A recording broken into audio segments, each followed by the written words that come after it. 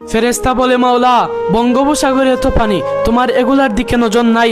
প্রশান্ত মহাসাগরে এত পানি, আটলান্টিক মহাসাগরে এত পানি, তোমার এগুলার দিকে নজর নাই।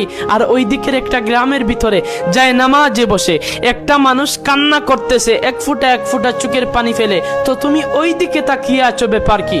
রব বলে, যা, ওর পানিগুলা পড়ার আগে একটা সবুজ বাটি নিয়ে পানিগুলা সংরক্ষণ কর, পানিগুলাকে নষ্ট হতে দিস না। সুবহানাল্লাহ। এখন ফেরেশতারা সেই পানিগুলা সংরক্ষণ করে রবের দরবারে জিজ্ঞেস করে, ইয়া রব, পানিগুলা কোথায় নিয়ে যাব?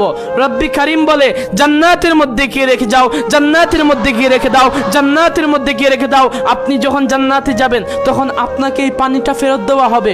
আপনি অবাক হয়ে বলবেন, আমি বন্ধুর জন্য কান্না করেছি, কারো তো মনে নেই, আমি বান্ধবীর জন্য কান্না করেছি, কেউ তো আমাকে স্মরণ করে নাই, আমি অনেকের জন্যই কান্না করেছি, কেউ তো আমাকে স্মরণ করে নাই। মাওলা, মাওলা, তোমার জন্য জীবনে 1-2 বার কান্না করেছি, সেই পানিটাও তুমি সংরক্ষণ করে রেখে দিয়েছো। সুবহানাল্লাহ।